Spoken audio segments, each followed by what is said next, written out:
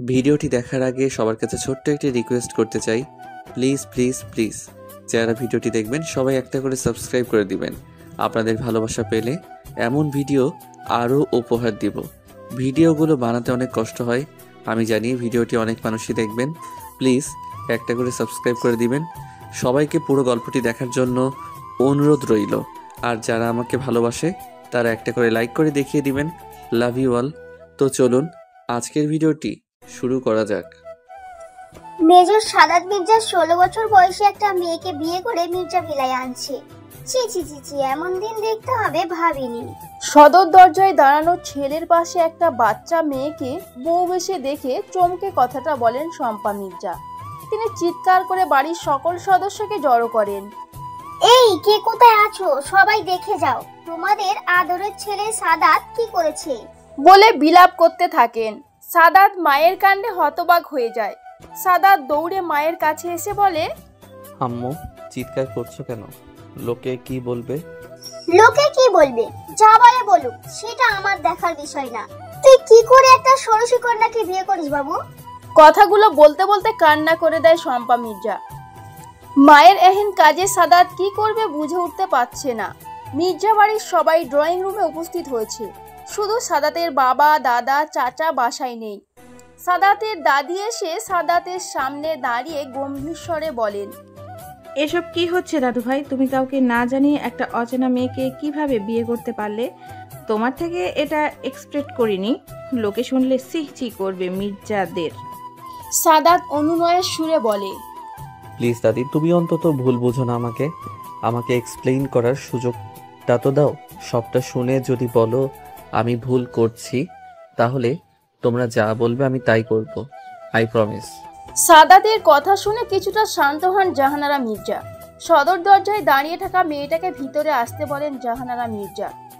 মেয়েটা পা টিপে টিপে এসে দাঁড়ায় জাহানারা মির্জার পাশে। পা থেকে মাথা পর্যন্ত পরখ করে দেখেন তিনি। সাদাতের ছোট বোন তুলিকে বলে মেয়েটাকে তার রুমে গিয়ে ফ্রেশ হতে। মেয়েটার অনেক ধকল গেছে সারাদিন। সদ্য বিয়ে করা বউয়ের দিকে তাকিয়ে মায়ের কাছে যায় সাদাত। মাকে নিয়ে সোফায় বসায়। বিয়ে করা বউটার নামটাও জানা নেই সাদাতের। মেয়েটার দিকে তাকালে অদ্ভুতভাবে মায়া লাগছে তার। সাদাত তার বাবা, দাদু, চাচাকে ফোন দিয়ে বাসায় আসতে বলে। মিনিট 10 পর তারা বাসায় আসেন। হঠাৎ করে সাদাতের জরুরি তলবে বাসায় ফিরতে হন তাদের। ড্রয়িং রুমে সবাইকে চিন্তিত মুখে থাকতে দেখে সাদাতের বাবা শাহাদাত মির্জা জিজ্ঞেস করেন, কি হয়েছে? সবাই এমন করে বসে আছো কেন? কিছু কি হয়েছে? সবাইকে চুপ থাকতে দেখে সাদাতের দাদা ইসাহক মির্জা জিজ্ঞেস করেন, সাদ, কিছু বলছো না কেন? এত জরুরি বাসায় আসতে বললে, কাজ ফেলে সবাই চলে আসলাম, আর এখন চুপ করে আছো? শম্পা মির্জা তেজি গলায় বলেন, সাদাত কি বলবে বাবা? যা করে আসছে তাদের সমাজে মুখ দেখাতে পারবে কিনা সন্দেহ। শম্পা মির্জার কথায় কপালে ভাঁজ পড়ে যায় তার। তিনি চিন্তিত হয়ে বললেন, তুমি কি বলতে চাচ্ছ বৌমা? আমার দাদু ভাই কি করেছে? বাবা, আপনার প্রাণপ্রিয় দাদু ভাই বিয়ে করে আনছে। হোয়াট? জি বাবা, তাও আবার 16 বছরের এক বাচ্চা মেয়েকে। ইসাহাক মির্জা অবাক হয়ে সাদাতের দিকে তাকিয়ে জিজ্ঞেস করলেন, সাদ, দাদু ভাই, তোমার মা এসব কি বলছে? জি দাদুমা ঠিকই বলছে। কথাটা বলে মাথা নিচু করে নেয়। তুমি কি করে 16 বছরের মেয়েকে বিয়ে করলে? তোমার বিবেকে বাঁধলো না? সোসাইটিতে কি আভাবে আমরা মুখ দেখাবো? আমাদের একটা স্ট্যান্ডার্ড আছে।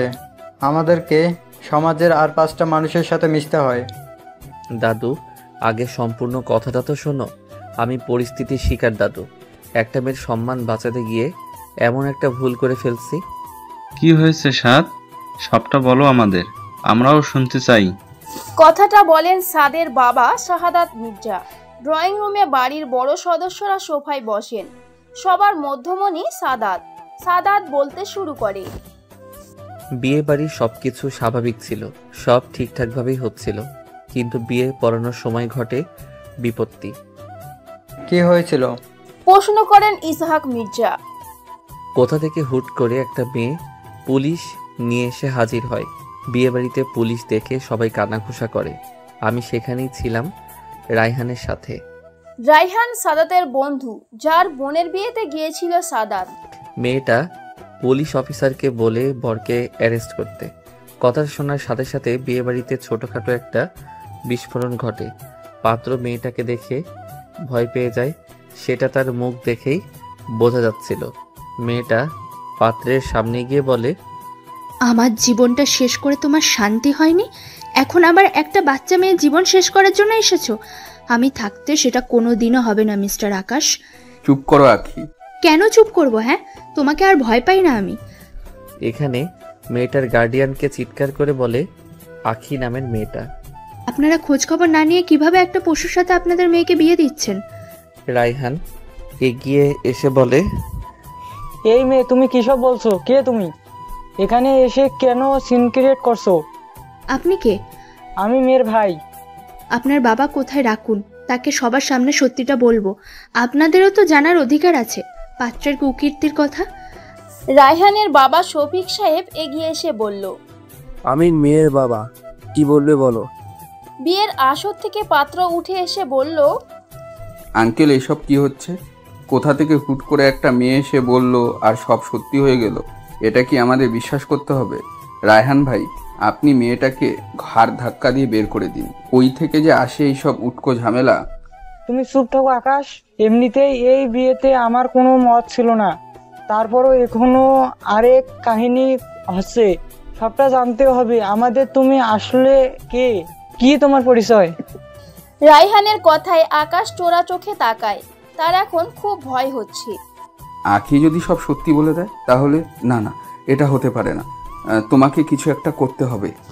কথাটা মনে মনে বলে শয়তানি হাসে। আকাশকে কোনো রকম সুযোগ না দিয়েই আখি নামের মেয়েটা বলতে শুরু করে, আমি আকাশের বিয়ে করাবো। বউ শব্দটা শুনে বিয়ে বাড়ির মানুষজন আবারও কানাঘুষো শুরু করে দেয়। তারাও বলে, শফিক সাহেব মেয়ে বিয়ে দেওয়ার জন্য আর পাত্র পেল না, একটা বিবাহিত পুরুষের সাথে বিয়ে ঠিক করেছেন। ছি ছি ছি। আর মা মরা মেয়েটার কপালে এই ছিল, চাঁদের টুকরো মেয়েটাকে একটা বিবাহিত পুরুষের লগে। ছি ছি, আর ভাবতেও অবাক লাগছে। একটা মহিলার কথা শুনে রায়হানের মাথা গরম হয়ে যায়। চিৎকার করে বলে, আপনারা দয়া করে চুপ করবেন, সম্পূর্ণ কথাটা শুনতে তো দিবেন। রায়হানের ধমকে মহিলাগুলো চুপ হয়ে যায়। আপনি এবার বলুন। আমাদের 1 বছরের একটা বাচ্চা আছে। এই বলে কান্না করে দেয় আখি। প্লিজ আপনি কাঁদবেন না, সবটা খুলে বলুন আমাদের। কোনো ভয় নাই আপনার। আমাদের বিবাহিত জীবন খুব সুন্দরভাবেই চলছিল। আমাদের অ্যারেঞ্জ ম্যারেজ করে বিয়ে হয়েছিল। দিন যায়, রাত যায়, মাস যায়, এভাবে 2 বছর চলে যায়। আমাদের ঘর আলো করে আমাদের মেয়ে হয়। আকাশের পরিবারও খুব খুশি। আকাশ মেয়েকে নিয়ে সারাদিন মেতে থাকে। আকাশের একদিকে মেয়ে আর একদিকে পৃথিবী। আকাশ মেয়েকে চোখে হারায়। হঠাৎ আমি লক্ষ্য করি আকাশের ভিতর পরিবর্তন। দিন দিন কেমন পাল্টে যাচ্ছে। আগের মতো কেয়ার করে না, সব সময় ইগনোর করে। আমি 2 দিন আগে বাবার বাড়ি গিয়েছি, আর আজ বাড়ি এসে শুনি আকাশ নাকি বিয়ে করতে গেছে। এই বলে কান্নায় ভেঙে পড়ে আখি। রায়হান অগ্নিদৃষ্টিতে তাকিয়ে আছে আকাশের দিকে। তারপর আকাশের কলার ধরে বলে, ইউ লায়ার, তোর এত বড় সাহস, তুই আমার বোনের জীবন শেষ করতে এসেছিস? এই বলে রায়হান একটা ঘুষি মেরে দেয় আকাশকে। আকাশ মুখ থুবড়ে নিচে পড়ে যায়। রায়হান আকাশকে উঠিয়ে এলোপাতাড়ি ভাবে মারতে থাকে। তখন আমি দৌড়ে গিয়ে রায়হানকে আটকিয়ে বলি, আইন নিজের হাতে নিস না, পুলিশের কাজ পুলিশকে করতে দে।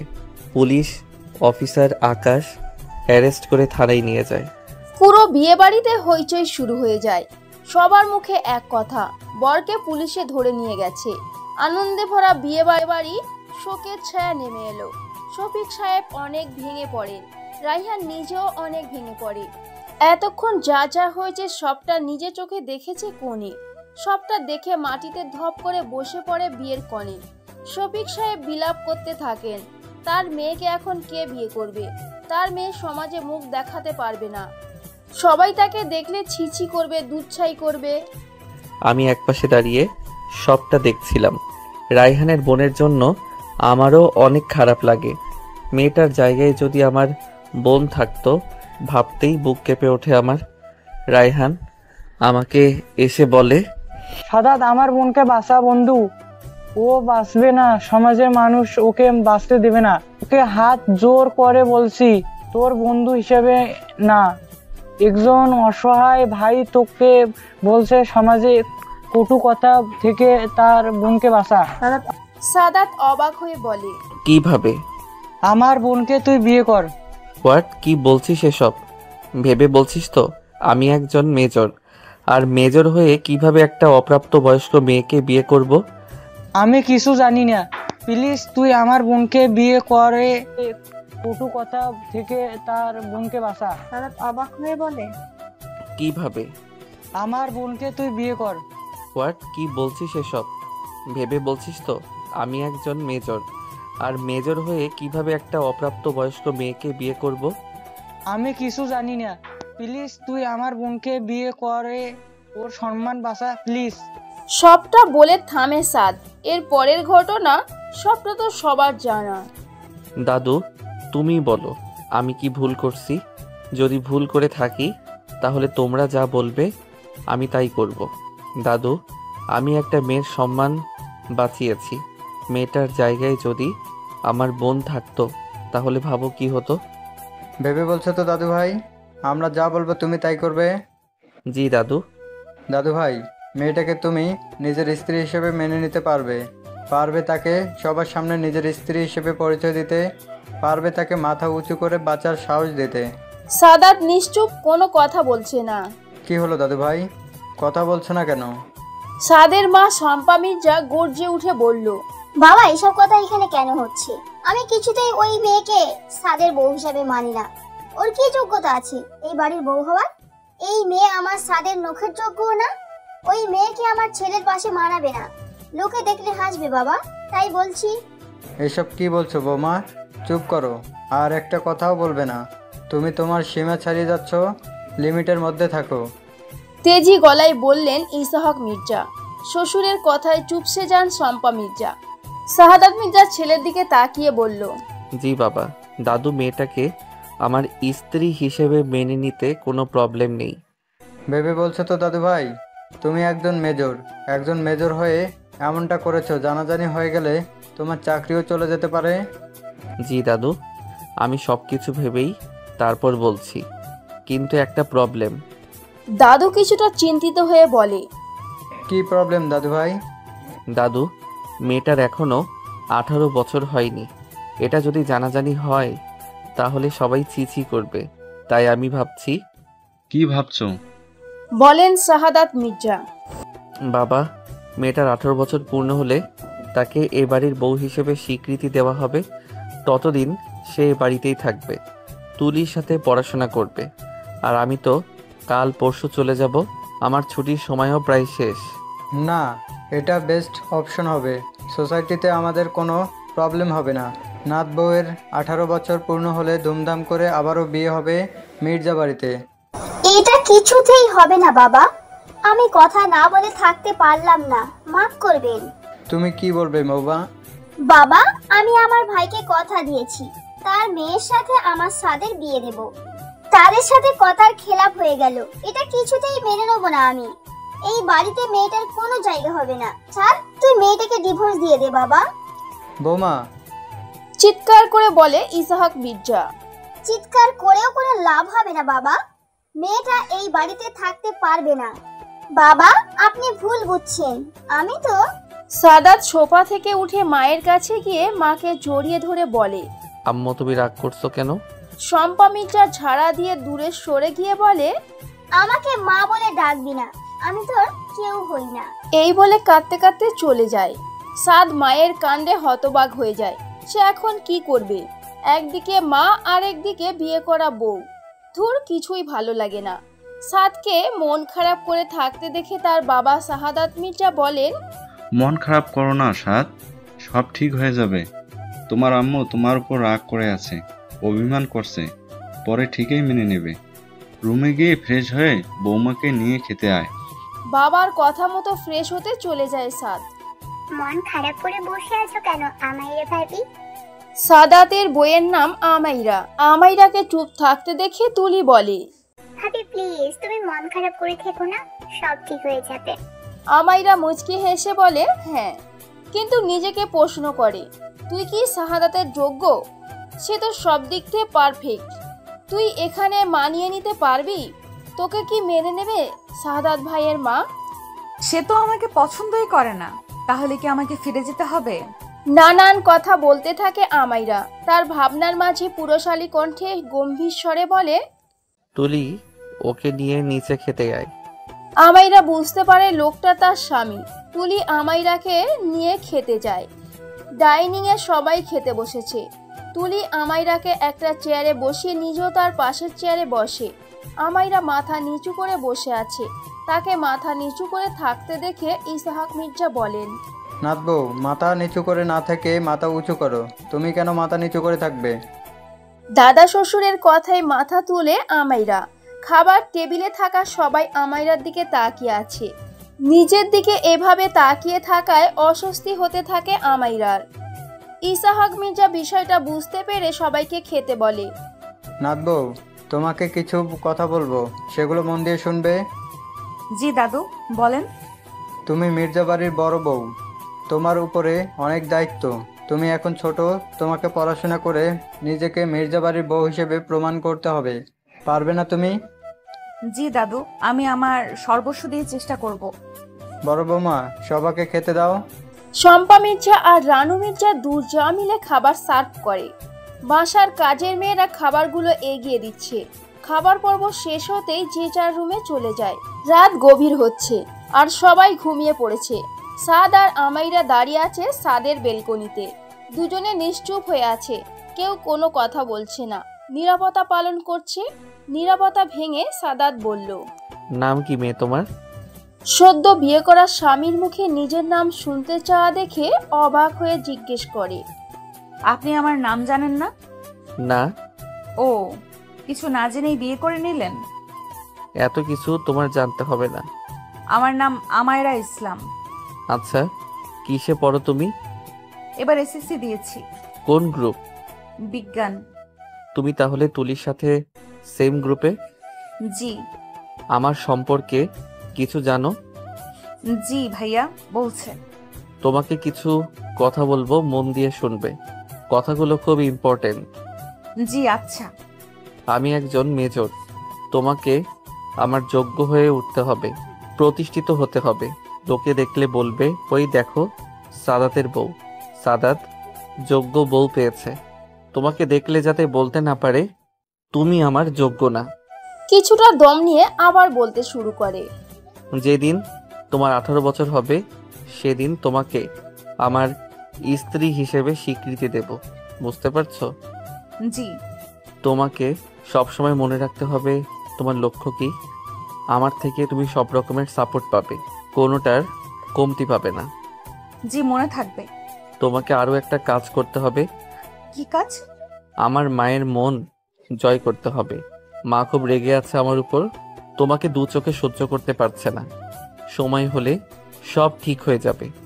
আমার বিয়ে নিয়ে আম্মুর অনেক স্বপ্ন ছিল। তার স্বপ্ন ছিল তার পছন্দ করা মেয়েকে আমি বিয়ে করব, কিন্তু এই দুর্ঘটনার জন্য সব শেষ হয়ে গেছে। এজন্য অনেক চটে আছে আমার উপর। আমার আম্মুর মনটা অনেক ভালো, বাইরে থেকে দেখতে যতটা কঠিন ভিতরে ঠিক ততটাই নরম। আচ্ছা, অনেক রাত হয়েছে, খাটে গিয়ে ঘুমিয়ে পড়ো। আপনি ঘুমাবেন না? পরে ঘুমাবো, তুমি যাও। সাদাতের কথা মতো বিছানায় গিয়ে শুয়ে পড়ে আমাইরা। সাথে সাথে ঘুমের রাজ্যে তলিয়ে যায়। সাদাত রুমে এসে দেখে তার পিচ্চি বউটা ঘুমিয়ে পড়েছে। ঘুমিয়ে থাকলে কাউকে যে এতটা কিউট লাগে আমাইরাকে না দেখলে জানতো না সাদাত। আমাইরা ঠোঁট উল্টে চোখ মুখ কুঁচকে ঘুমিয়ে আছে। যে কারোরই দেখলে হাসি পাবে। সাদাতের অনেক হাসি পায়। বিছানা থেকে একটা বালিশ নিয়ে সোফাতে গিয়ে শুয়ে পড়ে। 6 ফিট উচ্চতার একটা পুরুষকে কি আর সোফায় ধরে? সাদাত বিড়বিড় করে বলে, মেজর সাহেব, তোমাকে এমন একটা দিন দেখতে হবে ভাবতে পারছিলে? একটা পিচ্চি মেয়েকে বিয়ে করে তোমার এখন সোফায় শুতে হচ্ছে। হায় রে কপাল, পিচ্চি একটা মেয়েকে বিয়ে করে বাসরটাও করতে পারলাম না, আফসোস। খুব ভোরে ঘুম ভাঙে আমাইরার।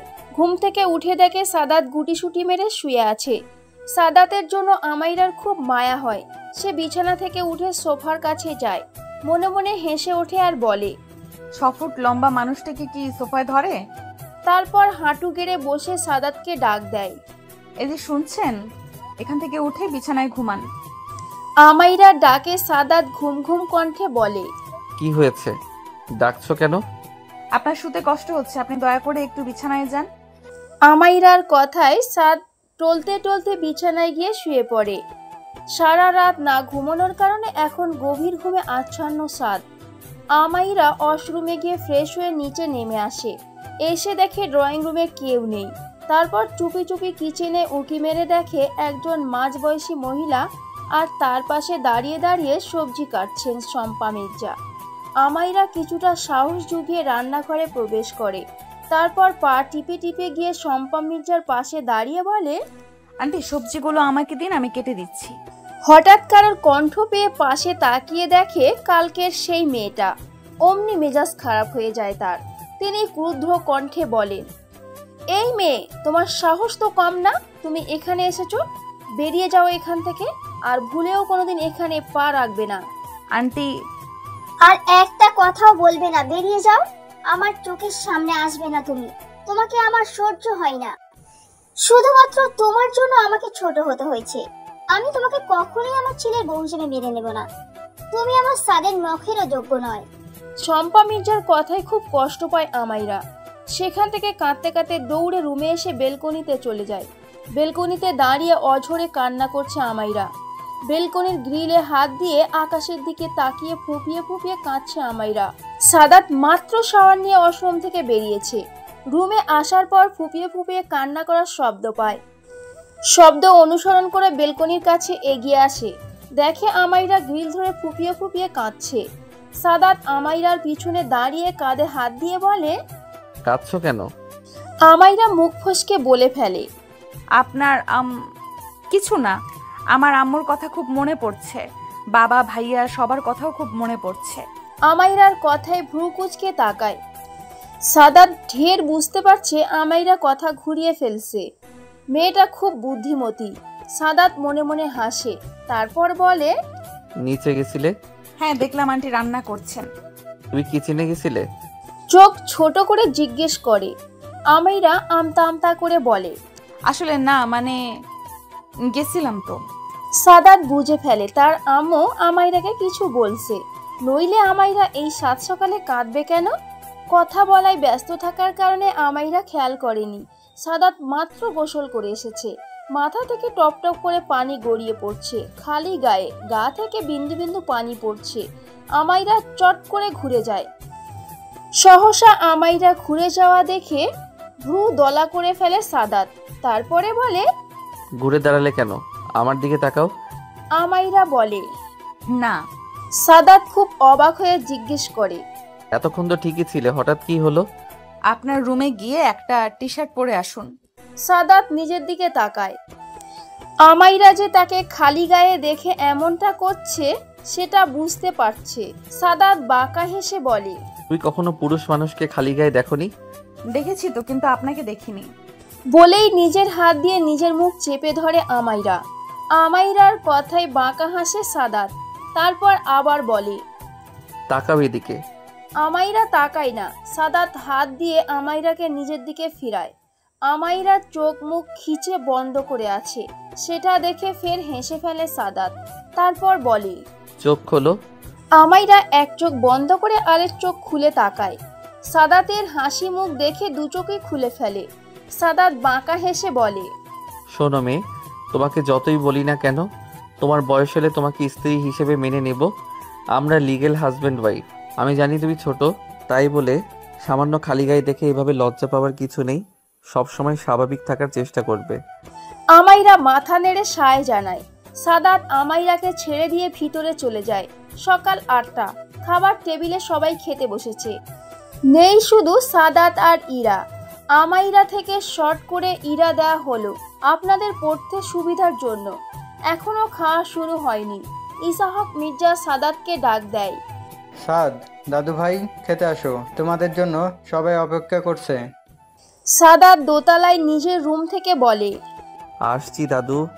সাদাত ইরা দুজনে নিচে খেতে আসে। সাদাতের পাশে ইরাকে দেখে তেলে বেগুনে জ্বলে ওঠে শম্পা মির্জা। শ্বশুরের জন্য মুখ বুজে সব সহ্য করতে হচ্ছে তাকে। দুজনে টেবিলে এসে বসে। শম্পা মির্জা কিছু না বলে ডাইনিং ছেড়ে চলে যায়। তার যাওয়ার পরে সকলেই তাকায়। ইসাহাক মির্জা কিছু বললেন না। রানু মির্জাকে খাবার দিতে বলে। সাদাত টেবিল থেকে উঠে মায়ের কাছে যায়। শম্পা মির্জা কিচেনে দাঁড়িয়ে চোখের পানি ফেলছেন। সাদাত মায়ের কাছে গিয়ে তার চোখের পানি মুছে দিয়ে বলে, আম্মু, তুমি তো এমন অবুঝ ছিলে না, তাহলে কেন এমন করছো? শম্পা মির্জা কান্নামাখা কণ্ঠে বলেন, সাদ বাবা, তুই মেয়েটাকে ডিভোর্স দিয়ে দে বাপ। তোকে এর থেকেও সুন্দর লাল টুকটুকে বউ এনে দেব। আমার ভাইয়ের মেয়ে রিয়াকে তোর সাথে বিয়ে দেব। রিয়ার মতো মেয়েকে পাওয়া ভাগ্যের ব্যাপার। লাখে একটা অমন মেয়ে পাওয়া যায়। এই মেয়ে তোর নখেরও যোগ্য না। তুই আমার কথাটা শোন বাবা, তোর জীবনটা এভাবে শেষ হতে দিস না সাদ। শম্পা মির্জার কথাগুলো মনোযোগ দিয়ে শুনে সাদ হালকা হেসে বলে, আম্মু, বিয়েটা যেভাবেই হোক না কেন আমি এটা অস্বীকার করতে পারবো না। যার জন্য মেয়েটাকে বিয়ে করছি তার সেই সম্মানটাই যদি রক্ষা করতে না পারি তাহলে বিয়ে করে কি করলাম? সবাই তো মেনেই নিয়েছে, তুমিও মেনে নাও না, তাহলে তো সব ঝামেলাই শেষ হয়ে যায়। আমি ইরাকে ডিভোর্স দিতে পারবো না। যে হাত আমি একবার ধরেছি সেই হাত আর আমি ছাড়ছি না। মরার আগ পর্যন্ত সেই হাত শক্ত করে ধরে রাখবো। জীবনে যত বাধাই আসুক না কেন সবটা ধৈর্য সহকারে মোকাবিলা করব। ছেলের কথায় বাকরুদ্ধ হয়ে যান শম্পা মির্জা। তিনি সাদাতের গালে থাপ্পড় মেরে দেন। থাপ্পড় মেরে বলেন, মায়ের মুখে মুখে কথা বলছিস সাদ? এই দিন দেখার জন্য তোকে পেটে ধরেছিলাম, মায়ের সামান্য একটা কথা রাখতে পারলি না। মায়ের হাতে থাপ্পড় খেয়ে আশ্চর্য হয়ে যায় সাদাত। যে মা তার গায়ে কখনো একটা ফুলের আঁচল লাগতে দেয়নি, সেই মা তাকে আজ মারল নিজের পছন্দের মেয়েকে বিয়ে না করায়। আচ্ছা, পছন্দটাই কি মেন নাকি একটা মেয়ের সম্মান বাঁচানো আগে? জরুরি কোনটা? শম্পা মির্জার কিচেন থেকে নিজের রুমে চলে যায়। সাদাত খাবার টেবিলে গিয়ে কোনো রকমে খেয়ে রুমে চলে আসে, সাথে ইরাকে নিয়ে। কালকে সাদাতের ছুটি শেষ, ফিরে যেতে হবে নিজের গন্তব্যে। কিন্তু যাওয়ার আগে তার কিছু গুরুত্বপূর্ণ কাজ আছে, সেগুলো সেরে যেতে হবে। কবে নাগাদ ফিরবে সেটা বলা মুশকিল। সেই জন্য কাউকে কিছু না বলে বিকালে বাসা থেকে বের হয়। বিকাল 4টা। সাদাত আমাইরাকে সাথে নিয়ে বের হয়েছে, যা দেখে শম্পা মির্জা রেগে বোম হয়ে আছে। সাদাত যাওয়ার আগে মাকে বলে গেলেও শম্পা মির্জা কোনো কথা বলেন না। আজ 3 দিন তাদের বিয়ে হয়েছে। বিয়ের নিয়ম অনুযায়ী আজ তাদেরকে আমাইরার বাবার বাড়ি যেতে হবে। রাইহান ফোন দিয়ে বারবার করে যেতে বলছে। সাদাত মানা করে দেয়, কিন্তু রাইহান হার মানে না। সাদাতের দাদুর কাছে ফোন দিয়ে যাওয়ার কথা বলে। ইসাহাক মির্জা না করেন না, তবে বিকালে গিয়ে রাতেই আবার ফিরে আসতে হবে, কারণ কালকে সাদাত খুলনাতে চলে যাবে। রাইহান তাই মেনে নেয়। কয়েক ঘন্টার জন্য হলেও আসবে তো, এটাই অনেক। সাদাত দাদুর কথা মতো আমাইরাদের বাসার উদ্দেশ্যে বেরিয়ে পড়ে, কিন্তু যাওয়ার পথে তার মা বাধা দেয়। সাদাত বলে, আম্মু, সন্ধ্যার পরেই ফিরে আসবো। এই কথা বলার পর আর একটা কথাও বলেননি তিনি। তারপর সাদাত আমাইরাকে নিয়ে বের হয়। বাসা থেকে বাইক নিয়ে আসে সাদাত। আমাইরা আগেও ভাইয়ার বাইকে উঠেছে, যার জন্য কোনো প্রবলেম হয় না। সাদাত বাইক নিয়ে থামায় বাজারে। বাজার থেকে যাবতীয় মিষ্টি সামগ্রী, ফলমূল কিনে রওনা দেয় আমাইরাদের বাসায়। 3 দিন পর বাবার বাড়ি আসায় খুব খুশি আমাইরা। খুশিতে বাইক থেকে নেমে সাদাতকে না নিয়ে বাড়ির ভিতরে ঢুকে পড়েছে, যা দেখে রাইহান আর তার বাবা হেসে ওঠেন। রাইহান বোনের সাথে কথা বলে বন্ধুকে আগাতে চলে যায়। সাদাত বাইক থেকে মিষ্টির প্যাকেট নামাচ্ছিল, তখন কারোর কথার আওয়াজ পেয়ে পিছনে তাকিয়ে রাইহানকে দেখে মৃদু হেসে বলে, কেমন আছিস? আলহামদুলিল্লাহ। শালা, তুই কেমন আছিস? পিঠে একটা চড় মেরে বলে। সাদাত চড় খাওয়ার জায়গায় হাত দিয়ে ডলে বলে, শালা, সরি শালা বাবু, এতদিন শালা বলতে বলতে আজ সত্যি শালা হয়ে গেলি। রাইহান হেসে ওঠে আর বলে, অফকোর্স, যা বলবে তাই তো হবে। আল্লাহ হয়তো এটাই চেয়েছিল, সেজন্য তুই এসেছিলি। তুই যদি না থাকতি তাহলে আমার বোনের কি হতো বলতো? এসব কথা বাদ দে ভাই, যা হবার হয়েছে। তোর বোনটা কেমন, কত? কেন আবার কি করছো? আমি আগে যতই আসি না কেন বিয়ের পর আজ প্রথম আসছি। শালা, তোর বোন আমাকে একা রেখে চলে গেল, কামটা ঠিক করলো বল? মোটেও না, একদম ঠিক করে নাই। তোকে সাথে নেওয়া উচিত ছিল। আমরা ছোট তো, এজন্য কিছু মনে করিস না। মজা করছিলাম, আমি কিছু মনে করিনি। আচ্ছা ভিতরে চল, বাইরে দাঁড়িয়ে আর কত কথা বলবি? বাবা অনেকক্ষণ ধরে তোর জন্য অপেক্ষা করছে, এগুলো আমার কাছে দে। এই বলে রায়হান সাদাতের কাছ থেকে মিষ্টির প্যাকেট আর ফলের প্যাকেটগুলো নিয়ে হাঁটতে হাঁটতে বলে, বাবা প্রথম দিন শ্বশুর বাড়ি আসতে এত জিনিস নিয়ে আসছিস, উন্নতির লক্ষণ। রায়হানের কথায় মৃদু হাসে সাদাত। অতঃপর বাসার ভিতরে প্রবেশ করে রায়হানের বাবার সাথে কুশল বিনিময় করে সোফায় বসে। একটু পর রায়হানের ফুপুই সাগরিকা বেগম আসেন। তিনি হাসি মুখে সাদাতকে জিজ্ঞেস করেন, কেমন আছো বাবা? জি আলহামদুলিল্লাহ ফুপি, আপনি কেমন আছেন? আলহামদুলিল্লাহ বাবা। তোমার বাসার সবাই কেমন আছে? জি সবাই ভালো আছে। সাগরিকা বেগম কিছুটা ইতস্তত বোধ করে বলেন, সাদাত বাবা, তোমার বাড়ির সবাই এই বিয়েটা মেনে নিয়েছে তো? মানে তোমাদের বিয়েটা যে অবস্থায় হয়েছে। সাগরিকা বেগমের কথায় সাদাত আমাইরার দিকে তাকায়। আমাইরাও তখন সাদাতের দিকে তাকিয়েছিল। দুজনে চোখাচোখি হয়ে যায়। আমাইরা চোখ নামিয়ে নেয়। সাদাত মুচকি হেসে সাগরিকা বেগমের প্রশ্নের জবাব দেয়, ফুপি, আমাদের বাসার সবাই আমাইরাকে মেনে নিয়েছে, আপনারা কোনো টেনশন করবেন না। আমাইরা আমার অনুপস্থিতিতেও আমাদের বাড়ি ভালো থাকবে। ভালো থাকলেই ভালো বাবা। জি। দেখতে দেখতে অনেকটা সময় পেরিয়ে যায়। এখন রাত 9টা বাজতে চলল। আমাইরার ফুপি সাগরিকা বেগম টেবিলে খাবার দেন। সবাইকে খেতে আসতে বলেন। একে একে সবাই খেতে বসে। সাগরিকা বেগম অনেক পদের রান্না করেছেন জামাইয়ের জন্য। সাদাত একটু একটু করে সমস্ত পদ নিয়ে অল্প করে খাবার খায়। খাওয়ার পর চুকিয়ে আমাইরা রুমে চলে আসে আর আসার আগে রায়হানকে আসতে বলে। রায়হান খাওয়া শেষ করে সাদাতের কাছে এসে জিজ্ঞেস করে, কি বলবি? সাদাত ফোন দেখছিল। রায়হানের কথায় মাথা তুলে তাকিয়ে বলে, হ্যাঁ বলবো। বল। আমাইরার এসএসসি মার্কশিট, অ্যাডমিট, রেজিস্ট্রেশন সবগুলো কাগজপত্র দে, ওকে কলেজে ভর্তি করানোর জন্য লাগবে। সাদাতের কথায় অবাক হয়ে রায়হান জিজ্ঞেস করে, আমরা কে পড়াবি? হ্যাঁ কেন নয়। আমি সত্যি ভাবিনি সাত তুই এভাবে আমার বোনের সম্মান রক্ষা করবি, ওকে কলেজে পড়াবি। আমি সত্যি তোর মতো বন্ধু পেয়ে লাকি। এই বলে সাদাতকে জড়িয়ে ধরে কেঁদে দেয়। তখনই রুমে আসে আমাইরা। দুজনকে জড়িয়ে ধরা অবস্থায় দেখে জিজ্ঞেস করে, ভাইয়া তুমি কাঁদছো কেন? কি হয়েছে তোমার? আমাইরার কথায় নিজেকে সামলে নেয় রায়হান। তারপর হাসি মুখে বলে, আমরা তো সকল কাগজপত্র গুলো সাদাদের কাছে দিয়ে দেব। কেন ভাইয়া? কয়েকদিন পর তো তোকে কলেজে ভর্তি হতে হবে, তার জন্য। আচ্ছা। প্রায় 10টা বাজতে চলল। সাদাত আর আমাইরা বাসার উদ্দেশ্যে রওনা দেয়। যেতে যেতে অনেকটাই রাত হয়ে যাবে। শম্পা মিত্র হয়তো এখনো না খেয়ে ছেলের জন্য অপেক্ষা করছেন। বাসায় ফিরতে ফিরতে প্রায় 11টা বেজে যায়। সাদাতের কাছে এক্সট্রা চাবি থাকায় কাউকে ডাকতে হয় না। সাদাত দরজা খুলে আমাইরাকে রুমে যেতে বলে নিজে চলে যায় তার বাবা মায়ের রুমে। শম্পা মির্জা বিছানায় শুয়ে চোখের উপর হাত দিয়ে রেখেছে। শাহাদাত মির্জা ব্যালকনিতে বসে বই পড়ছেন। তিনি খুব বই পড়ুয়া একজন ব্যক্তি। সময় পেলেই তিনি বইয়ের ভিতর মগ্ন হয়ে যান। সাদাত চেয়ার টেনে মায়ের কাছে বসে আস্তে করে ডাক দেয়, আম্মু। কয়েক সেকেন্ড পর আবার ডাক দেয়, আম্মু তুমি কি ঘুমিয়ে পড়েছো? শম্পা মির্জার থেকে কোনো রেসপন্স আসে না। শাহাদাত মির্জা ছেলেকে দেখে এগিয়ে এসে বলেন, তোমার আম্মুর খুব অভিমান হয়েছে, তার অভিমান ভাঙিয়ে তারপর নিজের গন্তব্য যেও, না হলে কি হতে পারে ভাবতেই পারছো। বাবা আম্মু কি অনেকক্ষণ ঘুমিয়েছে? হ্যাঁ অনেকক্ষণ কিন্তু ঘুমিয়েছে, কি না কি জানি। সাদাত কয়েকবার ডাক দিলেও সাড়া দেয় না তার মা। সেই জন্য মন খারাপ করে সাদাত নিজের রুমে চলে আসে। সাদাত চলে যেতেই উঠে বসে শম্পা মির্জা। সেটা দেখে শাহাদাত মির্জা বলেন, ছেলেটা এতটা পথ জার্নি করে এসে রুমে না গিয়ে আগে তোমার কাছে আসলো, আর তুমি তাকে নিরাশ করে ফিরিয়ে দিলে। এটা কিন্তু তুমি ঠিক করনি শম্পা। শম্পা মির্জা ডুকরে কেঁদে ওঠেন।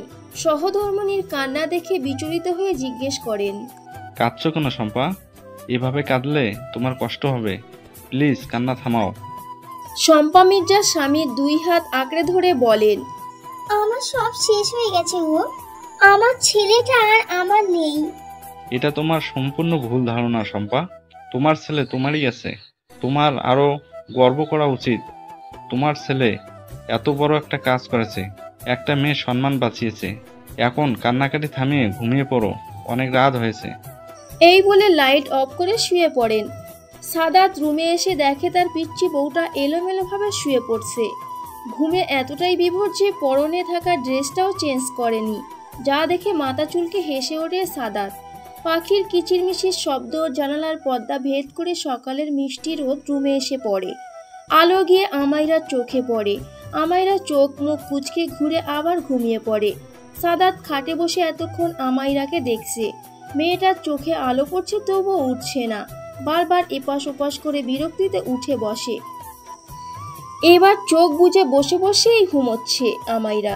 সাদাত উঠে গিয়ে গ্লাসে পানি এনে হাতে পানি নিয়ে আমাইরার মুখে ছিটিয়ে দেয়। হঠাৎ মুখে পানি পড়তেই লাফ দিয়ে উঠে দাঁড়ায়। চোখ মুখ কুঁচকে সামনে তাকাতেই সাদাতের হাসি মুখটা দেখে হা হয়ে যায়। সাদাত খুব হাসছে। হাসতে হাসতে পেট চেপে ধরে। সাদাত নিজেকে সামলে বলে, আর কত ঘুমাবে? কত বাজে খেয়াল আছে তোমার? কয়টা বাজে? 7টা বাজে। সকালের নাস্তা সেরে আমাদের একটু বেরোতে হবে। কোথায় যাবেন? তোমাকে নিয়ে মার্কেটে যাব। তোমার যাবতীয় সমস্ত জিনিস কিনতে হবে। ও, যাও গিয়ে ফ্রেশ হয়ে নাও। আমাইরা উঠে ওয়াশরুমে চলে যায়। মিনিট 5 পর ফিরে আসে। তারপর নিচে যায় আর সাদাত রুমেই থাকে। ড্রয়িং রুমে সাদাতের দাদু, বাবা, চাচা বসে গল্প করছেন। আমাইরা ধীরে ধীরে গিয়ে দাঁড়ায় ড্রয়িং রুমে। আমাইরাকে দেখে শাহাদাত মির্জা হাসি মুখে বলেন, আরে বৌমা, এসো, এখানে এসে বসো। তোমার সাথে সেই রকম কোনো কথাই বলতে পারিনি এখনো। শ্বশুরের কথায় সোফার এক কোণে গিয়ে বসে আমাইরা। শাহাদাত মির্জা হেসে বলেন, তোমার বাবার বাড়ি সবাই কেমন আছে মা? জি আলহামদুলিল্লাহ আঙ্কেল। আঙ্কেল ডাক শুনে বেজায় মন খারাপ হয়ে যায় শাহাদাত মির্জার। মুখটা মলিন করে বলেন, এ কেমন কথা মা? বাবাকে কেউ আঙ্কেল বলে? আমিও তো তোমার আরেক বাবা। আজ থেকে তুমি আমাকে বাবা বলেই ডাকবে, ঠিক আছে? আচ্ছা ঠিক আছে বাবা। শোনো, তুমি তো এই বাড়ির কারোর সাথে তেমন কথা বলনি, কাউকে চেনোই না। শাহাদাত মির্জার পাশে বসে থাকা হাসিব মির্জাকে দেখিয়ে বলে, এটা তোমার কাকা হয়, আমার ছোট ভাই। আজ থেকে তুমি ওকে কাকা বলেই ডাকবে। আমাইরা মাথা নেড়ে সায় দেয়। শাহাদাত মির্জা আবারও বলেন, আর বাবাকে তো তুমি চিনোই, তিনি আমাদের বাড়ির সবচেয়ে বয়োজ্যেষ্ঠ ব্যক্তি, তাকে সবসময় সম্মান করবে। জি বাবা। আমাদের বাড়ির আরেকজন সদস্য এখানে মিসিং, কয়েকদিনের মধ্যে সে চলে আসবে। কে বাবা? খানিকটা কৌতূহল নিয়ে জিজ্ঞেস করে আমাইরা। শাহাদাত মির্জা হেসে ওঠেন আর বলেন, এই বাড়ির ছোট ছেলে, তোমার দেবর, আমার ভাইয়ের ছেলে আশিক মির্জা। কে কোথায় গেছে বাবা? ভার্সিটি থেকে বন্ধুদের সাথে ট্যুরে গেছে। ও আচ্ছা আচ্ছা বাবা, আপনারা কথা বলুন, আমি কিচেন থেকে ঘুরে আসছি। আচ্ছা যাও। আমাইরা কিচেনে যায়। সেখানে শম্পা মির্জা, রানু মির্জা আর বুয়া মিলে রান্না করছে। রান্না প্রায় শেষের দিকে। আমাইরাকে দেখে শম্পা মির্জা চেতে গিয়ে বলেন, এই মেয়ে, এখানে কেন আসছো? চুপচাপ এখান থেকে চলে যাও, নইলে কিন্তু। বড় জায়ের কথা শুনে রানু মির্জা বলেন, আহ ভাবি, আপনি একটু চুপ করুন না। মেয়েটা আসছে তাতে কি হয়েছে? আপনি একটু বেশি বেশি করছেন ভাবি। বাচ্চা মেয়েটা এখানে কোনো দোষ নাই। তুমি গিয়ে ড্রয়িং রুমে বসো মা। রানু মির্জার কথায় কৃতজ্ঞতা দৃষ্টিতে তাকায় আমাইরা। আমাইরা চুপচাপ কিচেন থেকে চলে আসে। আমাইরা যেতেই শম্পা মির্জা রুক্ষ কণ্ঠে বলল, তুই আমাকে এই কথাগুলো বলতে পারলি রানু? আমি বেশি বেশি করছি? ভাবি, আপনি একটু বোঝার চেষ্টা করুন। জন্ম মৃত্যু বিয়ে উপরওয়ালার হাতে। এখন কার সাথে বিয়ে হবে সেটা একমাত্র আল্লাহই জানে। এটা তো আপনিও জানেন ভাবি। তাহলে মেয়েটাকে এভাবে কটু কথা কেন শোনাচ্ছেন আপনি? বাহ বাহ বাহ, চমৎকার। মেয়েটা দুদিন না আসতেই সবাই ওর জন্য এত ভাবছে। তুইও যে এভাবে পাল্টে যাবি ভাবিনি ছোট। ভাবি, আপনি ভুল বুঝছেন। একটু ভেবে দেখুন বিষয়টা। আর মেনে নিলেই তো সব ঝামেলা শেষ হয়ে যায়। থাক, আর একটা কথাও আমি শুনতে চাই না।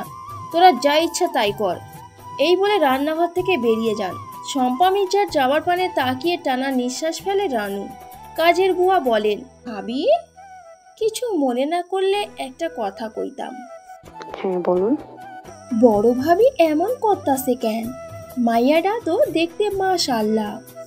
আর বলুন না আপা, বড় ভাবি তার ভাইকে কথা দিয়েছে তার মেয়েকে নাকি আমাদের সাদাতের সাথে বিয়ে দেবে। আর পরশু সাদাত হুট করে কাউরে না বলে বিয়ে করে আনছে, এই জন্য ভাবি খুব রেগে আছে। মেয়েটাকে দু চোখে সহ্য করতে পারছে না। এবার বুঝো? হ্যাঁ বুঝছি। সকালে নাস্তা সেরে 3 বাপ বেটা অফিসে চলে গেছেন। ইসাহাক মির্জা কিছুদিন পর সবকিছু থেকে অবসর নেবেন, তাই অবসর নেওয়ার আগে তিনি অফিসের সকল কাজকর্ম সবাইকে গুছিয়ে দেবেন। সাদাত আমাইরাকে নিয়ে শপিংয়ে বের হয়েছে। প্রথমে তারা কাপড়ের দোকানে যায়, সেখান থেকে আমাইরার জন্য অনেকগুলো সুতির 3 পিস নেয়, যেগুলো বাসায় পরবে আর উঠিয়ে রাখার জন্য বেশ দামি কয়েকটি 3 পিস নেয়। তুলির জন্য একটা সুতির 3 পিস নেয়। এবার তারা শাড়ির দোকানে যায়, আমাইরার জন্য 4টা শাড়ি নেয়, তার মধ্য থেকে 2টা গার্জিয়াস বেশি, যেগুলো বিভিন্ন অনুষ্ঠানে পরা যাবে। আমাইরার কেনাকাটা শেষ হলে এবার মায়ের জন্য একটা শাড়ি নেয় আর তার ছোট কাকির জন্য একটা শাড়ি নেয়। তারপর চলে যায় জুতার দোকানে, আমাইরার জন্য একটা শু নেয় আর একটা এমনি পরার জুতো নেয়। সব শেষে শপিং মল থেকে বের হয়ে গাড়িতে রাখে ব্যাগগুলো। এতগুলো ব্যাগ হাতে রাখা মুশকিল, তার জন্য আজকে বাসা থেকে গাড়ি নিয়ে আসছে সাদাত। বাসায় ফিরতে ফিরতে বেলা 1টা বেজে যায়। গাড়ি গ্যারেজে রেখে আমাইরার হাতে তার কিছু জিনিস দিয়ে দেয় আর মা চাচি বোনেরগুলো নিজে নিয়ে নেয়। বাসায় এসে আমাইরাকে রুমে চলে যেতে বলে সাদাত। ড্রয়িং রুমে সবাই ছিল। সাদাত মায়ের জন্য আনা শাড়িটা মায়ের হাতে দেয়, তারপর চাচির শাড়িটা চাচির হাতে, সর্বশেষ তুলির জন্য আনা 3 পিসটা দিয়ে দেয়। তারপর যখন চলে যেতে নেয় তখন মায়ের কথায় পিছু ফিরে তাকায় সাদাত। শম্পা মির্জা তাচ্ছিল্যের হাসি হেসে বললেন, খুব তো বইয়ের জন্য কত শত জিনিস কিনলে, তা বলছিলাম কি 2 দিন না আসতেই এত কিছু দিচ্ছিস, আরও তো দিন থাকলো, সেই দিনগুলোর জন্য না হয় কিছু তুলে রাখ। সাদাত মায়ের কথায় তার কাছে এসে দাঁড়িয়ে বলে, এ কেমন কথা আম্মু? আমি আমার এই আম্মুকে চিনতে পারছি না। আমার যে আম্মু আমার সব কাজে সাপোর্ট করত, আজ সেই আম্মুই আমাকে এসব কথা বলছে। জানো আম্মু, আমি কখনো দায়িত্ব থেকে পিছু হটিনি, সব সময় নিজের দায়িত্ব খুব ভালোভাবে পালন করেছি। আর একটা কথা কি জানো? কি? থমথমে কণ্ঠে বলেন শম্পা মির্জা। সাদাত কিছুটা হেসে বলেন, তুমি অনেক পাল্টে গেছো আম্মু তোমার থেকে, এটা আমি এক্সপেক্ট করিনি। আমি সব সময় তোমাকে নিয়ে গর্ব করি, অথচ আজ দেখো, যখন একটা মেয়ে বিপদে পড়েছে আর তাকে বাঁচাতে গিয়ে তাকে বিয়ে করতে হয়েছে, সেজন্য তুমি তাকে মেনে নিচ্ছ না। আমি মানলাম তুমি তোমার ভাইকে কথা দিয়েছ, একবারও আমার কাছে শুনেছিলে? শুনোনি। তুমি যখন বললে সাদ বন্যার সাথে তোকে বিয়ে দিয়ে আমার ঘরের বউ করে আনবো, তখন কি আমি না করেছি? করিনি তো। আমি একেবারেই রাজি হয়ে গেছি, কারণ আমি তোমাকে রেসপেক্ট করি আম্মু। আর আজ এই যে এতগুলো জিনিস কেনা নিয়ে তুমি এতগুলো কথা বললে না, এটা কেন করেছি জানো? কারণ মেয়েটার পরার জন্য কোনো কাপড় নেই, যেটা তোমাদের দেখার কথা ছিল সেটা তোমরা দেখোনি, কারণ তোমরা তো ওকে সহ্য করতে পারছো না। আম্মু, আমারও কিছু দায়িত্ব কর্তব্য আছে, সেগুলো আমাকে পালন করতে হবে। আমি তো আজ সন্ধ্যায় চলেই যাব, কবে আসবো জানি না, তবে যাওয়ার আগে তোমার কাছে একটাই রিকোয়েস্ট, তুমি ওকে তুলির মতো দেখে রেখো। তুমি ওকে যেভাবে চাইবে সেইভাবে তৈরি করে নিতে পারবে। মেয়েটা অনেক সরল সোজা, আমার কিছু বলার নেই। আমি খুব টায়ার্ড আম্মু, আমার আর ভাল লাগছে না। প্লিজ তুমি কিছু মনে করো না, পারলে ওকে মেনে নাও। কথাগুলো বলে সিঁড়ি বেয়ে নিজের রুমে চলে যায়। আর তার যাবার পানে শম্পা মির্জা আশ্চর্য হয়ে তাকিয়ে আছে। তার ছেলে এতটা পাল্টে গেছে। সাদাত নিজের গন্তব্যে চলে যাবে, ব্যাগপত্র গুছানো শেষ।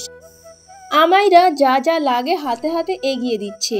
সাদাত বারণ করছে তবুও শোনেনি। সাদাতও আর না করেনি।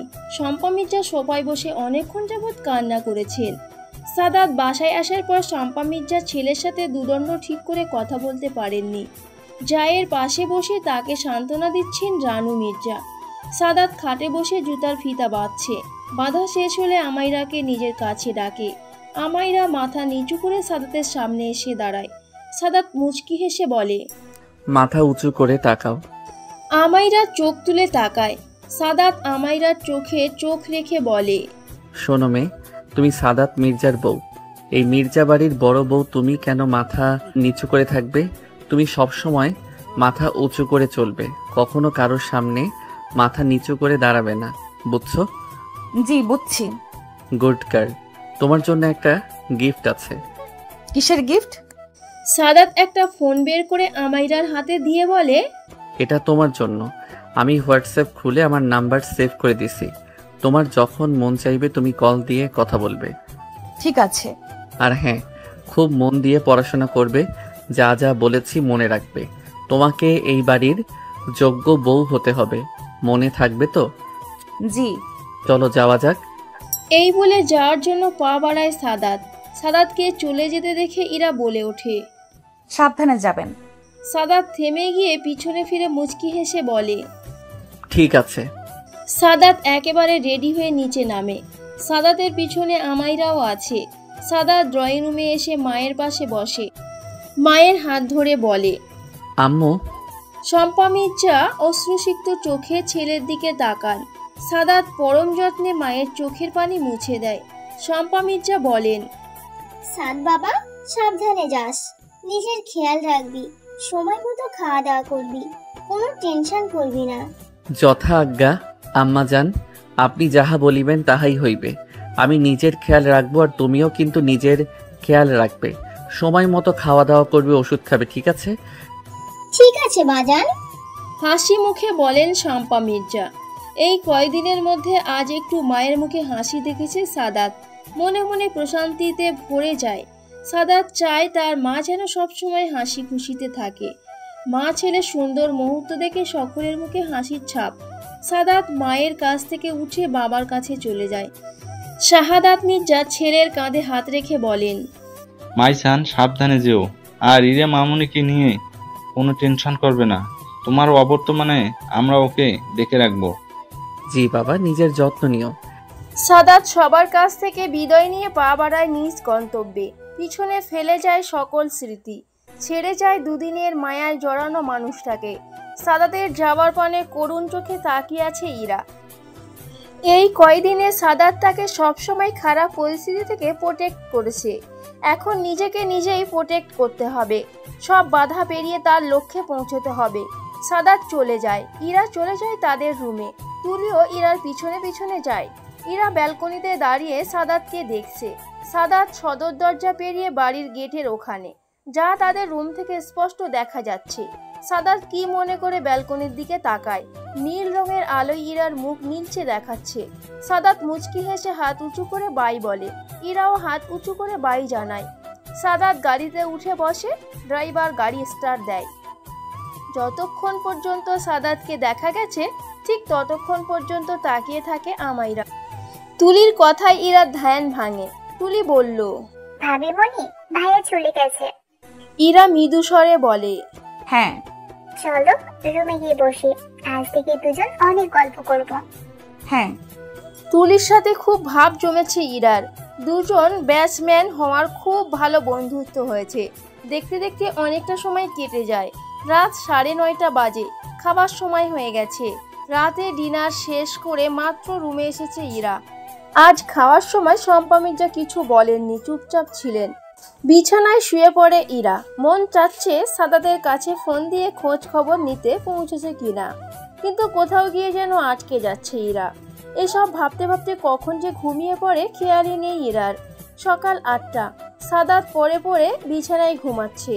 রাতে ঘুমোতে না পারায় এখন ঘুমাচ্ছে। 8:05 অ্যালার্ম বেজে ওঠে। তখন বিছানা থেকে উঠে বসে ফোন হাতে নেয়। সাদাত কাল রাত থেকে বারবার ফোন চেক করেছে, কিন্তু বারবারই ফলাফল শূন্য। ইরা কোনো ফোন বা মেসেজ কিছুই করেনি। সাদাত যখনই ফোন রেখে বিছানা থেকে উঠতে যাবে তখনই ফোন বেজে ওঠে। সাদাত এই ভেবে খুশি হয় হয়তো ইরা ফোন দিয়েছে, কিন্তু ইরা ফোন দেয়নি। ফোন দিয়েছে তুলি। সাদাত ফোন রিসিভ করে সামনে ধরে। তুলি হাসি মুখ নিয়ে বলে, ভাইয়া কি করছো? মাত্র ঘুম থেকে উঠলাম বনু, তুই কি করছিস? বাসার সবাই কেমন আছে? তুমি কি চোখে কিছু দেখছো না ভাইয়া? মানে কি দেখার কথা বলছিস? অবাক হয়ে জিজ্ঞেস করে সাদাত। আমি কোথায় বলো তো? কোথায় আবার? রুমে? ধুর, ভাল লাগে না। আমি যে তোমার রুমে, ও সরি, তোমার না, তোমাদের রুমে, সেটা তুমি খেয়ালই করোনি ভাইয়া। তুলি ঠোঁট উল্টিয়ে বলে। সাদাত মনে মনে হেসে ইনোসেন্ট ফেস করে বলে, ও আমি তো খেয়ালই করিনি, কিন্তু তুই আমাদের রুমে কেন? ভাইয়া, তোমার বউ যে তোমাকে ফোন করে তোমার খোঁজ নেবে, কিন্তু লজ্জায় ফোন দিতে পারছে না। সেই সকাল থেকে আমার পিছনে পিছনে ঘুরছে একটু ফোন দেওয়ার জন্য। সাদাতের মনটা ভরে যায়। তারপরে বলে, মহারানী কোথায়? ওই তো খাটে বসে আছে। আচ্ছা রাখ তাহলে। কিন্তু ভাইয়া। কল কেটে দেয় সাদাত। যা দেখে ইরার খুব কষ্ট হয়। মানুষটা তার সাথে একটিবারও কথা বলল না। তুলি সান্ত্বনা দিয়ে নিজের রুমে চলে যায়। ইরা বিছানায় শুয়ে পড়ে। মিনিট 5 পর তার ফোনটা বেজে ওঠে। বালিশের কাছ থেকে ফোনটা চোখের সামনে নিয়ে দেখে স্বামীজান দিয়ে সেভ করা নম্বর থেকে কল এসেছে। সে তো কখনো নাম্বার সেভ করেনি, তাহলে কে করলো? সাদাত। ইরা মনে মনে আওড়াতে থাকে। ইরা ভাবে সাদাত তার নম্বর স্বামীজান দিয়ে সেভ করে দিয়েছে। স্বামীজান নামটা অদ্ভুত লাগে তার কাছে, সাথে ভালো লাগায় ছেয়ে যায়। ইরার ভাবনার মাঝেই কল কেটে যায়। ইরা যখন টের পায় সে ভাবনায় এতটাই বিভোর যে কল ধরতে পারেনি, তখন মনটা নিমিষেই খারাপ হয়ে যায়। ফের তখনই আবার কল বেজে ওঠে। ইরা সময় নষ্ট না করে তাড়াতাড়ি ফোন রিসিভ করে কানে নেয়। দুজনই নিশ্চুপ, কেউ কথা বলছে না। দুজন দুজনার নিঃশ্বাসের শব্দ শুনছে। একজন জড়তায় কথা বলতে পারছে না, আর একজন অপেক্ষায় আছে কখন তার পিচ্চি বউটা এক ঝলক কথা বলবে, কিন্তু সেটা আর হয় না। ইরা কথা বলে না। শেষমেশ উপায় না পেয়ে নিজেকেই আগে কথা বলতে হয় সাদাতের। কেমন আছো? ইরা কয়েক সেকেন্ড সময় নেয়, তারপর বলে, জি আলহামদুলিল্লাহ, আপনি কেমন আছেন? আলহামদুলিল্লাহ। কি করছো? সকালে নাস্তা করছো? শুয়ে আছি। আপনি কি করছেন? মাত্র গোসল সারলাম। সকালে খেয়েছো? হ্যাঁ, আপনি খেয়েছেন? এখনো খাওয়া হয়নি। আম্মু কি তোমাকে আর কিছু বলেছে? না না আন্টি, কি বলবে? আন্টি খুব ভালো মনের মানুষ। ও জি, আচ্ছা একটা কথা বলবো? হ্যাঁ বলো। আপনি অফিসে যাননি? না মানে এমনি শুনছিলাম আর কি। সাদাত হালকা হাসে, তারপর বলে, কাল থেকে জয়েন করব। আজ রেস্ট করব, কিছু কেনাকাটা করার আছে সেগুলো করব। কাল থেকে পুরো দমে অফিসে কাজ করতে হবে। বেশ কয়েকদিন বাসায় থাকার কারণে কাজগুলো পেন্ডিং হয়ে আছে। ও আচ্ছা, তাহলে আপনি নাস্তা করে নেন, বেলা তো অনেক হয়েছে, রাখি। নিজের বরের কাছে ফোন দিতে লজ্জা কিসের মেয়ে? তোমারই তো স্বামী যান। সাদাতের কথায় টাস্কি খেয়ে যায় ইরা, সাথে লজ্জাও পায়। আমতা আমতা করে বলে, আসলে থাক আর আমতা আমতা করতে হবে না, নাস্তা করব, পরে কথা হবে। আল্লাহ হাফেজ। জি সাবধানে থাকবেন, আল্লাহ হাফেজ। অতঃপর কল কেটে দেয় সাদাত।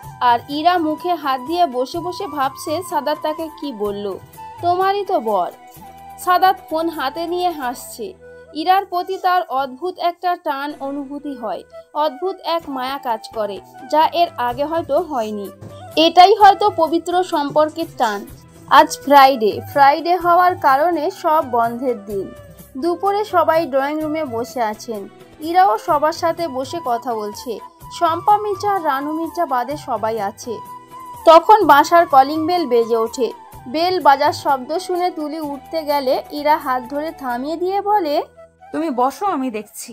তুলি ফের সোফায় বসে পড়ে। আর ইরা হেঁটে যায় সদর দরজার কাছে। দরজা খুলে দেখে উল্টো দিকে ঘুরে দাঁড়িয়ে আছে একটা ছেলে। ছেলেটা আচমকা ঘুরে দাঁড়িয়ে চেঁচিয়ে বলে, সারপ্রাইজ। ছেলেটা হা হয়ে তাকিয়ে থাকতে দেখে ইরার অস্বস্তি হয়। ইরা হাত উঁচু করে বলে, হা করে কে দেখছেন, মুখটা বন্ধ করুন। ইরার কথায় মুখটা বন্ধ করে। চোখে মুখে তার অবাকের রেশ। ইরা আবারও বলল, কি দরকার ভাই? ছেলেটা এবার অদ্ভুত এক কাণ্ড করে ফেললো। ছেলেটা বুকে হাত দিয়ে বলে, ভাই কেন বলছো? সুন্দরীর বুকে ব্যথা লাগে তো। ছেলেটার কথায় ভ্যাবাচাকা খেয়ে যায় ইরা। ইরা কিছু বলবে তার আগেই তুলি বলে, ভাইয়া, তোমার ফ্ল্যাট করে শেষ হলে এবার ভিতরে আসো। ছেলেটার নাম রাব্বি মির্জা। মির্জা বাড়ির ছোট ছেলে। আতিয়ার মির্জা রানু মির্জার একমাত্র ছেলে। রাব্বি ড্রয়িং রুমে এসে হাত উঁচু করে বলে, hello everyone, how are you? রাব্বিকে দেখে সকলে হাসি মুখে বলে, fine, you? I am always fine. এই বলে সোফায় ধরম করে বসে পড়ে। তুলি আর ইরাকে দেখে বলে, দ্যাট মেয়েটাকে? তুলি দৌড়ে এসে বলে, তোমার ভাবি ভাইয়া। মানে? চমকে দাঁড়িয়ে উঠে বলে। তুলি রাব্বির কাছে এসে বলে, ভাইয়া এমনি চমকিও না, রিল্যাক্স। এভরিওয়ান, আমাকে একটু ক্লিয়ার করে বলবা মেয়েটাকে আমাদের বাসায় কি করছে? ইসহাক মির্জা দাঁড়িয়ে যান। রাব্বির কাছে এসে তার কাঁধে হাত রেখে বলে, ছোট দাদু ভাই, ও তোমার বড় ভাই শাহাদাতের বউ সম্পর্কে তোমার ভাবি। রাব্বি দু কদম পিছিয়ে বলে, না না না, এটা হতে পারে না। ও কিছুতেই ভাইয়ার বউ হতে পারে না। কেন পারে না দাদু ভাই? ড্রয়িং রুমের সবাই অবাক হয়ে রাব্বির দিকে তাকিয়ে আছে। রাব্বি বলে, ওকে তো আমি। রাব্বি থেমে যায়, সে কি বলছে? রাব্বি হালকা হেসে বলে, দাদু আমি নেই, আর তোমরা ভাইয়াকে বিয়ে দিলে এটা ঠিক করলে না। ভাইয়ার বিয়ে নিয়ে আমার কত শত প্ল্যানিং ছিল, তোমরা তো সবটাই জানতে, তাহলে এমনটা করলে কিভাবে? তোমরা মোটেও ঠিক করোনি। এই বলে সোফা থেকে ব্যাগটা নিয়ে দৌড় লাগায় দোতলায়। সবাই রাব্বির কাণ্ডে হতবাক হয়ে যায়। শাহাদাত মির্জা অবাক হয়ে বললেন, রাব্বি হঠাৎ কি হলো বাবা? ছেলেটা তো ঠিকই ছিল। যখনই শুনলাম ইরা সাদাতের বউ, তখনই ইরা রিয়াকশন পাল্টে গেল। ইসহাক মির্জা গম্ভীর কণ্ঠে বলেন, ও নিয়ে ভেবো না, অনেক দিন পর বাসায় ফিরেছে, আর ফিরেই বড় ভাইয়ের বিয়ের খবর পেয়ে কষ্ট পেয়েছে। বড় ভাইয়ের বিয়ে নিয়ে সবারই অনেক আশা থেকে, তেমনি ওরও ছিল। আতিয়ার মির্জা বলেন, বাবা ঠিক বলেছে ভাই। রাব্বি নামের ছেলেটাকে দেখে কেমন একটা লাগলো ইরার কাছে, সন্দেহজনক মনে হলো। তবে সেসবে মাথা না ঘামিয়ে খাবার খেতে চলে যায়। রানু মির্জা টেনশনে পড়ে যান। তার ছেলে কতদিন পর বাসায় ফিরল, অথচ তার সাথে কথা না বলেই রুমে চলে গেল। এমনটা আগে কখনো হয়নি। তিনি খাবার খাওয়ার জন্য ডাকতে লাগলেন রাব্বি বলে, মা আমি ভীষণ টায়ার্ড, আমার রেস্টের প্রয়োজন, আমি ঘুমাবো, তুমি যাও, আমার খিদে নেই, বাইরে খেয়ে এসেছি। রানু মির্জা ছেলের কথায় সম্মতি জানিয়ে সেখান থেকে চলে আসে। দুপুরের খাবার খেয়ে রুমে আসে ইরা, ফোন হাতে নিয়ে বসে আছে। সাদাত খেয়েছে কিনা সেটা জানার জন্য মনটা ছটফট করছে তার, কিন্তু ফোন দিতে পারছে না। ইরা তখনের কথা মনে পড়ে যায়। নিজের বরের কাছে ফোন দিতে লজ্জা কিসের মেয়ে তোমার? তোমারই তো স্বামী যান। ইরা আর না ভেবে কল দিয়েই ফেলে। দুবার রিং হতে কল রিসিভ না করে কল কেটে দেয় সাদাত। সাদাত কল কেটে দিয়ে ভিডিও কল দেয়, যা দেখে চোখ বড় বড় করে তাকায় ইরা। কল কেটে দেওয়ার উপায় নেই ইরার, কল তাকে রিসিভ করতেই হয়। ইরা কল রিসিভ করে হাসি মুখে ফোনের স্ক্রিনে তাকায়। এবার ইরা প্রথম কথা বলে, দুপুরে খেয়েছেন? খেয়েছি, তুমি? হ্যাঁ। আচ্ছা পরে কথা বলবো, এখন রাখছি। ইরার কথায় সাদাত অবাক হয়ে বলে, কথা না বলেই কল কেটে দিবে কেন?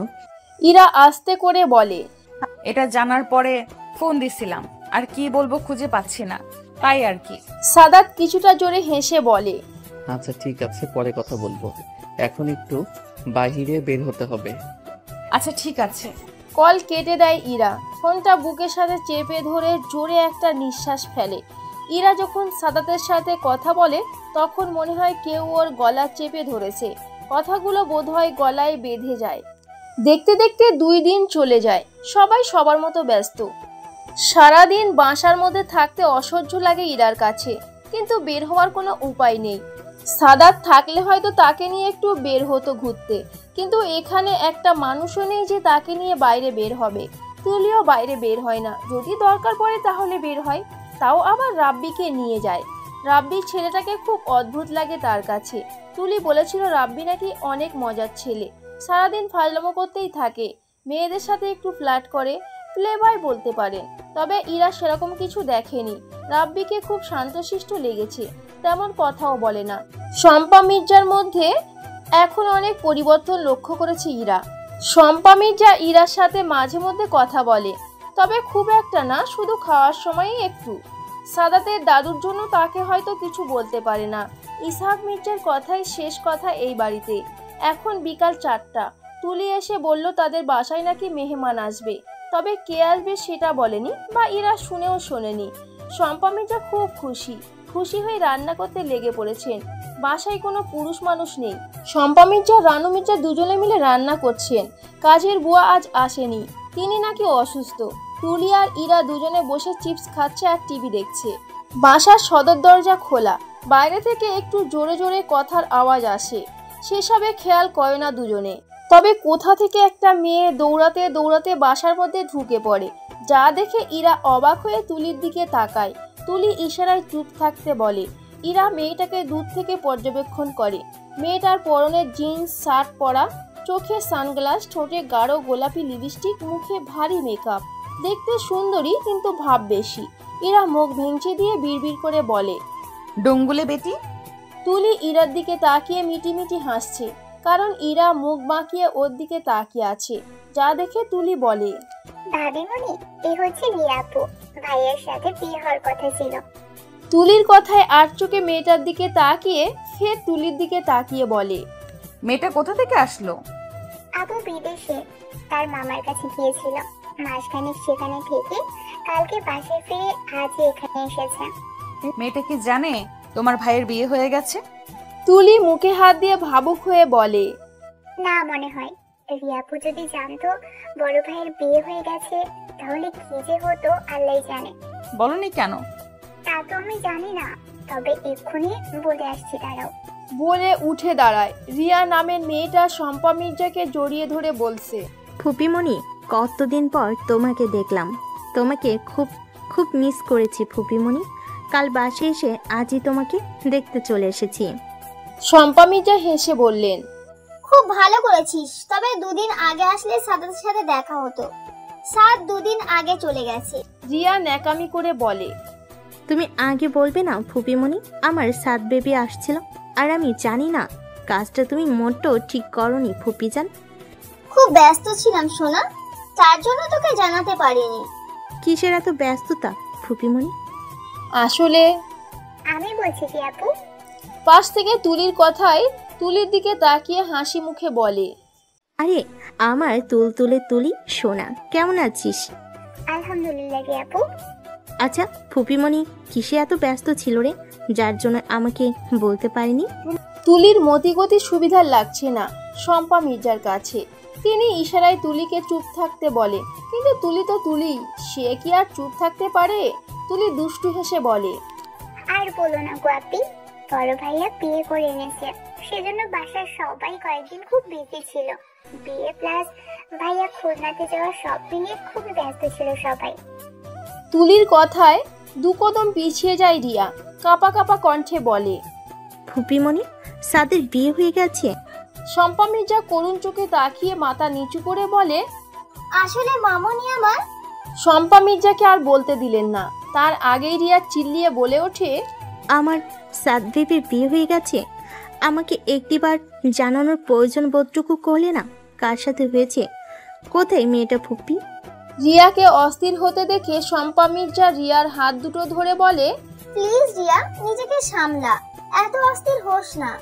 তোর সাথ তোরই আছে, শুধু একটু ভুল বোঝাবুঝি হয়েছে, সব ঠিক হয়ে যাবে। রিয়া কাঁদতে কাঁদতে বলে, কিছু ঠিক হবে না ফুপি, আমি এখনই ড্যাডকে জানাচ্ছি তোমরা সবাই আমাকে ঠকিয়েছো।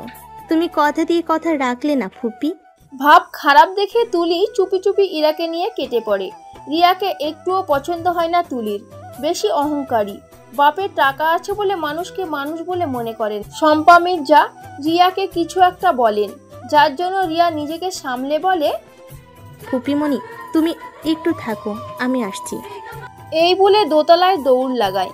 ইরা আর তুলি সাদাতের রুমে বসে গল্প করছিল। তখনই পারমিশন ছাড়াই রুমে ঢুকে পড়ে রিয়া। রিয়া আচমকা ইরার হাত ধরে টান মেরে খাট থেকে নিচে নামিয়ে দেয়। হঠাৎ এমন হওয়ায় ঘাবড়ে যায় ইরা। তুলি রেগে বলে, রিয়াপু, এটা কি করছো তুমি? ভাবিমণিকে টান মারলে কেন?